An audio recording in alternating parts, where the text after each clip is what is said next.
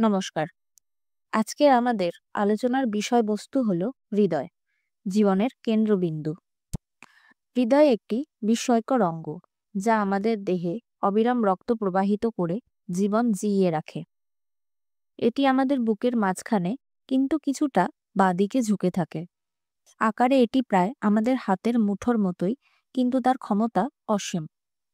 এটি দিনে প্রায় 1,00,000 বার স্পন্দিত হয়, মিনিটে 70 থেকে 75 বার, আর প্রতি মিনিটে প্রায় 5 লিটার রক্ত সারা দেহে পাম্প করে। হৃদয়ের প্রধান কাজ হল বিশুদ্ধ রক্ত শরীরের প্রতিটি কোষে পৌঁছে দেওয়া এবং দূষিত রক্ত ফুসফুসে পাঠিয়ে বিশুদ্ধ করে তোলা। এই কাজ সে করে নিরলসভাবে। দিন রাত ঘুম বা জাগরণ এক মুহূর্ত থামে না। কিন্তু কখনো কখনো হৃদয় এই অনবরত শ্রমে ক্লান্ত হয়ে পড়ে বা বাধাপ্রাপ্ত হয়, আর তখনই শুরু হয় কার্ডিওভাস্কুলার ডিজিজ, অর্থাৎ হৃদরোগের ইতিহাস। কার্ডিওভাস্কুলার ডিজিজ বলতে আমরা বুঝি এমন সব রোগ যা হৃদয় বা রক্তনালীর উপর প্রভাব ফেলে। এটি নানা রকমের হতে পারে: করোনারি আর্টারি ডিজিজ, হৃদস্পন্দনের সমস্যা অর্থাৎ এরিথমিয়া, হার্ট ফেলিওর বা কনজেনিটাল হার্ট ডিজিজ। কিন্তু এর মধ্যে সবচেয়ে বিপজ্জনক হলো হার্ট অ্যাটাক, যাকে চিকিৎসা পরিভাষায় বলা হয় মায়োকার্ডিয়াল ইনফার্কশন।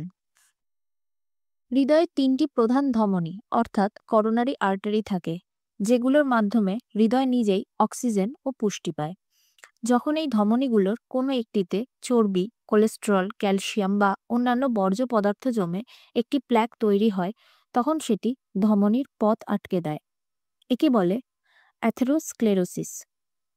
ধমনীর এই সংকোচন ধীরে ধীরে বৃদ্ধি পেলে রক্ত প্রবাহে বাধা সৃষ্টি হয় এবং হৃদয় তার পুষ্টি ও অক্সিজেন থেকে বঞ্চিত হয়।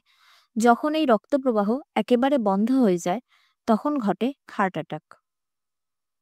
হার্ট অ্যাটাক হঠাৎ করেই ঘটে, কিন্তু তার লক্ষণ অনেক আগে থেকেই শুরু হয়। বুকে চাপ ধরা, ব্যথা বা জ্বালাভাব, বিশেষ করে বাম বাহু, কাঁধ বা ঘাড়ে ব্যথা ছড়িয়ে পড়া, ঘাম হওয়া, শ্বাসকষ্ট, মাথা ঘোরা, এমনকি কখনো কখনো হজমের গোলমালের মতো অনুভূতি। এই সবই হতে পারে আগাম সতর্কতা। মহিলাদের ক্ষেত্রে এই উপসর্গগুলো অনেক সময় ভিন্ন রকম হয়, যেমন ক্লান্তিভাব, ঘন ঘন নিঃশ্বাস নিতে কষ্ট হওয়া বা পেটের ব্যথা। এই রোগ থেকে বাঁচতে এবং এটি নিয়ন্ত্রণে রাখতে কিছু গুরুত্বপূর্ণ জীবনধারা পরিবর্তন অপরিহার্য। প্রথমত, খাদ্যাভ্যাস।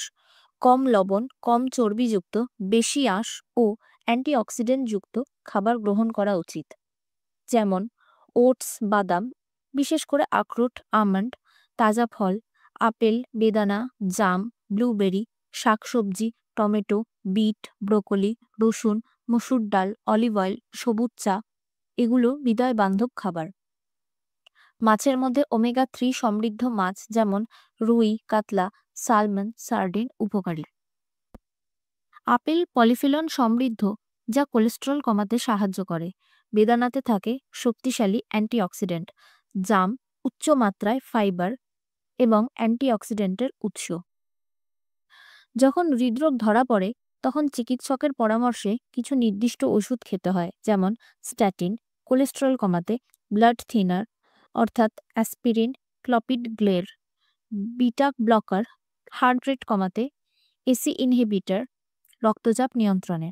এই ওষুধগুলো নিয়মিত না খেলে ঝুঁকি বেড়ে যায়। এখন দেখা যাক হার্ট অ্যাটাক হলে কি কি করণীয়।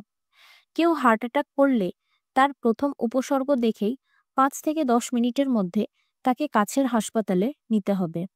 সময়ই এখানে সব। অ্যাম্বুলেন্সে ওঠানোর সময় মুখে অ্যাসপিরিন চিবাতে দেওয়া যেতে পারে, যাতে রক্ত পাতলা হয়। কেউ যদি অজ্ঞান হয়ে পড়ে, তবে সিপিআর দিতে জানতে হবে, যাতে হৃদয়ের পাম্পিং চালু রাখা যায়। একটি হার্ট অ্যাটাক হলে প্রাথমিক চিকিৎসা থেকে শুরু করে এনজিওগ্রাফি, এনজিওপ্লাস্টি, স্টেন্ট বসানো, আইসিইউতে ভর্তি থাকা ইত্যাদি সব মিলে খরচ পড়তে পারে 1.5 লক্ষ থেকে 5 লক্ষ টাকা বা তার বেশি, নির্ভর করে হাসপাতালের উপর। অনেক হাসপাতাল এই রোগের আশঙ্কা নিয়ে হেলথ চেকআপ প্যাকেজ তৈরি করে রাখে। এটি যেমন উপকারী তেমনই ব্যবসায়িক, কারণ হৃদরোগের ক্ষেত্রে মানুষ সাধারণত ভীত হয় এবং হাসপাতালগুলি এই ভয়কে অনেক সময় বাণিজ্যে পরিণত করে। এই হৃদয়কে ভালো রাখতে হলে দরকার আত্মনিরীক্ষা, নিয়মিত রক্তচাপ ও সুগার পরীক্ষা, জীবনধারার শৃঙ্খলা এবং চিকিৎসকের পরামর্শ। পরবর্তী অধ্যায়ে আমরা জানব হৃদরোগ প্রতিরোধ, চিকিৎসা পদ্ধতি, হসপিটালের ভেতরের ব্যবসায়িক দিক এবং এই রোগকে ঘিরে ভবিষ্যৎ পরিকল্পনার কথা। এবার দেখা যাক এই হৃদরোগ কিভাবে প্রতিরোধ করা যায়, চিকিৎসা কিভাবে হয়, কতটা ব্যয়বহুল হতে পারে এবং কিভাবে অনেক হাসপাতাল এই রোগকে ঘিরে একটি লাভজনক ব্যবসায় পরিণত করেছে। প্রথমেই বলি, হৃদরোগ প্রতিরোধে সবচেয়ে গুরুত্বপূর্ণ হল জীবনধারায় পরিবর্তন। আধুনিক জীবনের তাড়াহুড়ো, মানসিক চাপ, অনিয়ন্ত্রিত খাদ্যাভ্যাস, ধূমপান, মদ্যপান আর ব্যায়ামের অভাব, এই সব মিলিয়েই হৃদয়ের ওপর চাপ সৃষ্টি করে। এবার কথা বলা যাক প্রতিরোধের উপায় নিয়ে। প্রতিদিন অন্তত 10 মিনিট হাঁটা, হালকা দৌড়, সাইক্লিং বা যোগব্যায়াম। চর্বি ও তেলেভাজা খাবার পরিহার করা, ট্রান্স ফ্যাট পরিহার করা, অর্থাৎ বাজার চলতি বিস্কুট, কেক, ফাস্ট ফুডের থেকে দূরে থাকা। ধূমপান ও অ্যালকোহল সম্পূর্ণভাবে বর্জন। মানসিক চাপ কমানোর জন্য মেডিটেশন, সঙ্গীত, প্রকৃতির সান্নিধ্য, প্রিয়জনের সঙ্গে সময় কাটানো এইসব উপকারী। নিয়মিত রক্তচাপ, রক্তে সুগার ও কোলেস্টেরল পরীক্ষা করা এবং রিপোর্ট অনুযায়ী জীবনযাপন। পর্যাপ্ত ঘুম, অর্থাৎ 6 থেকে 8 ঘন্টার পর্যাপ্ত ঘুম এবং মোবাইলে স্ক্রিন টাইম কমিয়ে আনা। এবার কথা বলা যাক চিকিৎসা ও ব্যবস্থাপনা নিয়ে। যদি রোগ নির্ণয় হয়ে যায় তাহলে চিকিৎসা নির্ভর করে তার স্তর ও অবস্থা অনুযায়ী। প্রাথমিক পর্যায়ে ওষুধেই রোগ নিয়ন্ত্রণে রাখা যায়। Statin, blood pressure controller, platelet inhibitor, beta blocker ইত্যাদি।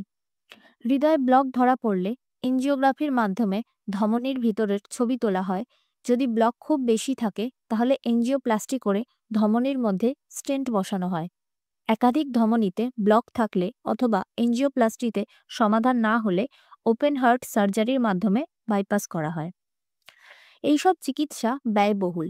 সরকারি হাসপাতালে এনজিওগ্রাফি 15,000 থেকে 30,000 টাকায় হলেও বেসরকারি হাসপাতালে তা 50,000 থেকে শুরু করে লাখ টাকায় গড়ায়।